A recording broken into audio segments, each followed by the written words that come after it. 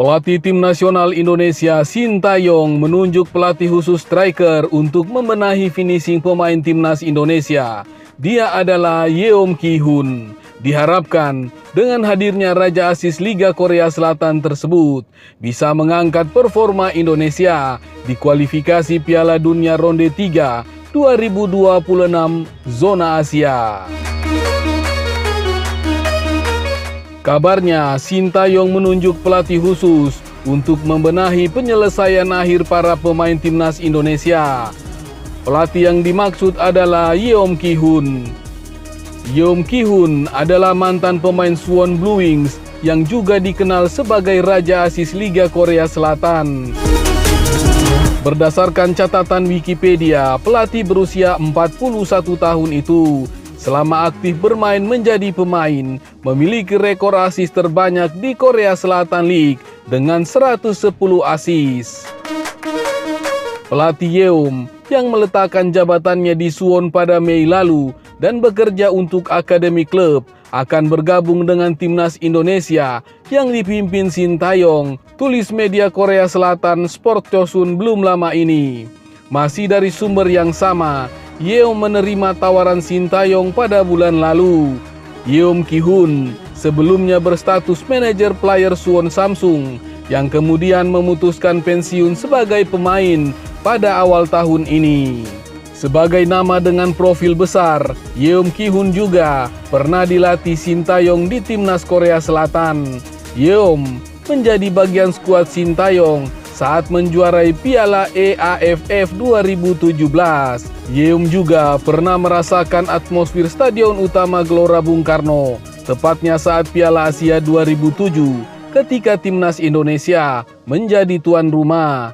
Dia ada di dalam skuad Korea Selatan asuhan Peter Verbeek yang mengalahkan Indonesia 1-0 di fase grup Piala Asia 2027. Sintayong memang berupaya memperbaiki ketajaman lini depan timnas Indonesia.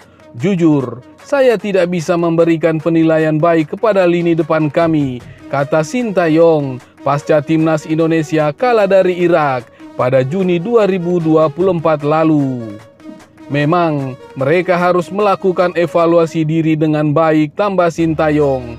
Kini upaya Sintayong terlihat dengan perekrutan Yeom Ki-hun. Yeom tentunya bisa diharapkan mampu memperbaiki kualitas striker timnas Indonesia.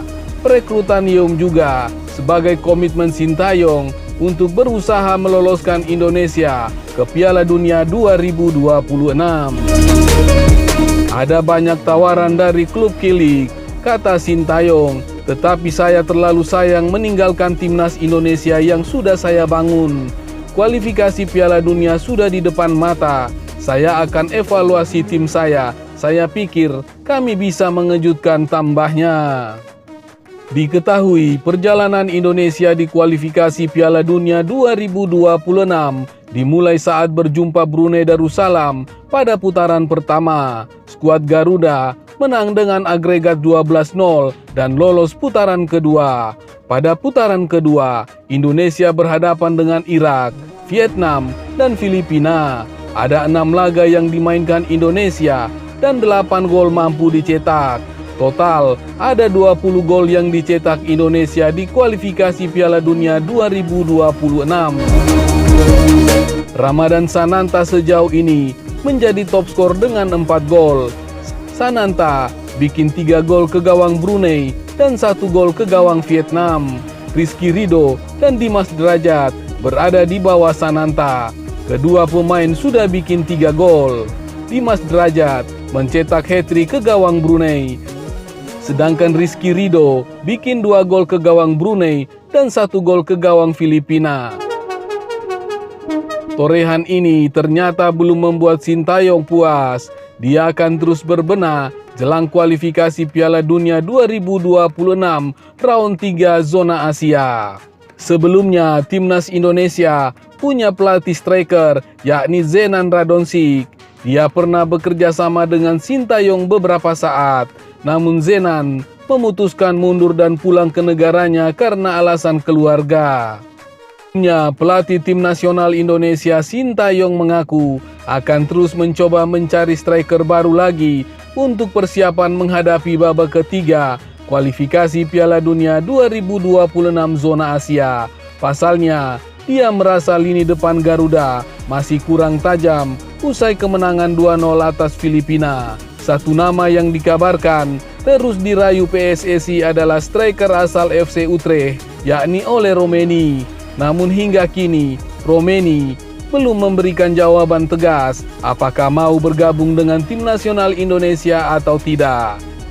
Diketahui berdasarkan hasil drawing kualifikasi Piala Dunia round 3 zona Asia, timnas Indonesia berada di grup C.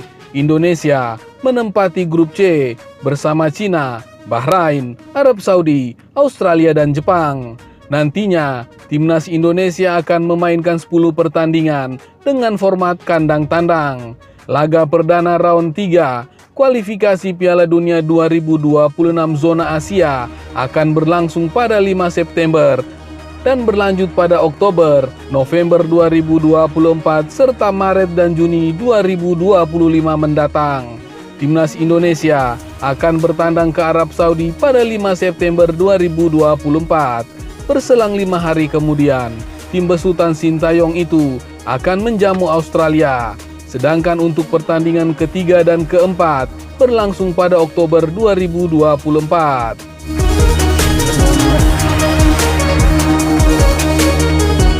Timnas Indonesia bakal memainkan laga tandang saat menghadapi Bahrain dan Cina. Sementara pertandingan kelima dan keenam berlangsung pada November mendatang.